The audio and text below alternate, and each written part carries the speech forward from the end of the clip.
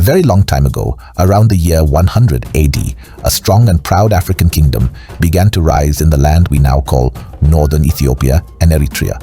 This kingdom was known as Aksum. Before Aksum became a powerful state, the people who lived there were mostly farmers. They grew crops like wheat, barley, and a native grain called teff, and they raised animals such as cows, goats, and sheep.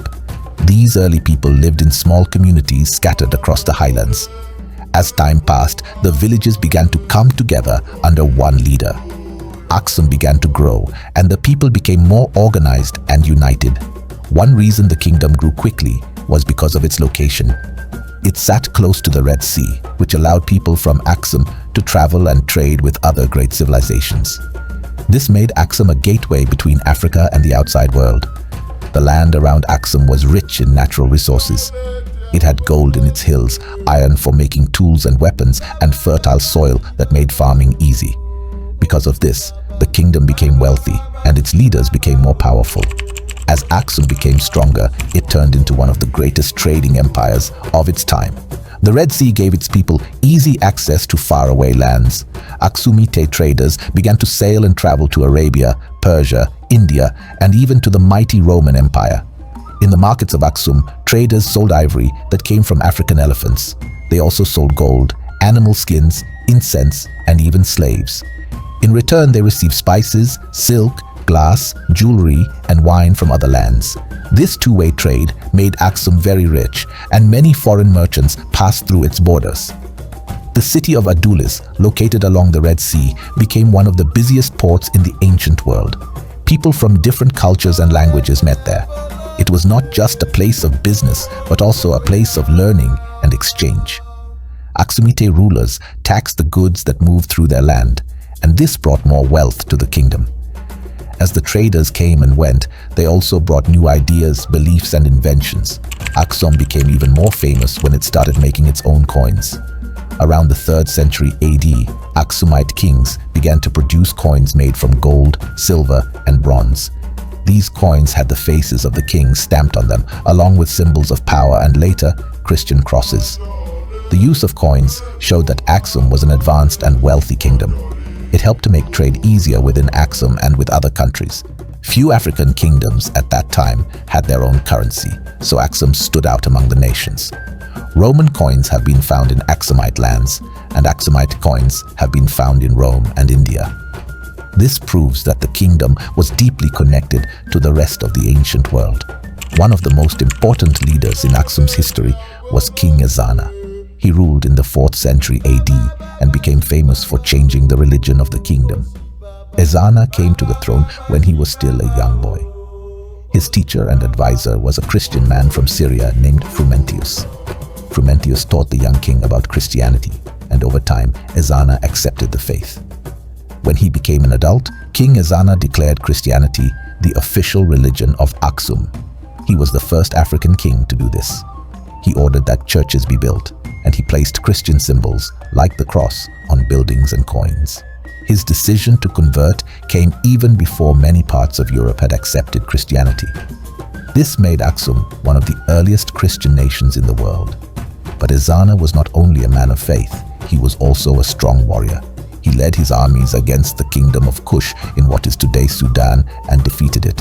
He sent troops across the Red Sea and fought Arabian tribes. He made sure that Aksum remained a powerful force in the region. He also carved inscriptions in stone to tell the story of his victories and his faith. One of his most famous messages said that he fought in the name of God and that he ruled a Christian land. The kingdom of Aksum was rich not only in trade and power, but also in culture, art, and religion. One of its most amazing achievements was the building of tall stone towers called stelae. These giant pillars were carved from single pieces of stone and were placed over royal tombs. Some of them were over 20 meters tall. The stelae had beautiful designs that looked like the windows and doors of palaces.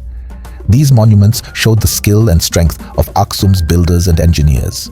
The people of Aksum also used a special written language called Ge'ez. It is one of the oldest written languages in Africa and was used in books, records, and religious texts. Today, Ge'ez is still used in the Ethiopian Orthodox Church. After Christianity became the kingdom's religion, many churches were built. Artists created paintings and carvings that showed Christian figures like Jesus, Mary, and the saints, but with African features and style. These works showed a blending of local tradition and new faith. Aksum was also known for being a land of peace and refuge. When the followers of the Prophet Muhammad were being hunted in Mecca, he told them to flee to Aksum. The King of Aksum welcomed them and gave them safety. This act of kindness is still remembered in the history of both Islam and Christianity. Even the strongest kingdoms can fall, and Aksum was no different. By the 7th century, changes in the world began to affect the kingdom. Arab traders had started to take control of the Red Sea and the Indian Ocean. Aksum lost its key trade routes, and without trade, it became harder for the kingdom to survive.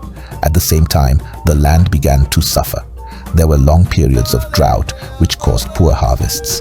The soil became dry and weak because it had been farmed for too many years without rest. Attacks from outside enemies also weakened the kingdom, and the government could no longer protect its people. Over time, the capital city of Aksum was slowly abandoned. The people moved to the highlands of Ethiopia, where new Christian kingdoms would later rise. By the 10th century, Aksum was no longer the great power it once was. Even though Aksum no longer ruled, its legacy never disappeared. The memory of Aksum still lives in the churches, languages, and culture of Ethiopia. The Ethiopian Orthodox Church, one of the oldest Christian churches in the world, was born from the church King Ezana built. Historians still study the coins, stelae, writings, and churches of Aksum.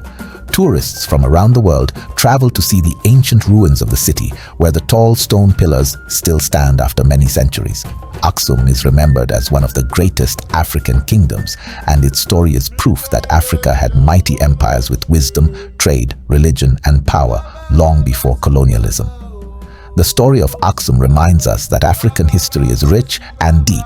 It is a history of kings and queens, warriors and priests, builders and thinkers, a history that still shapes the continent today.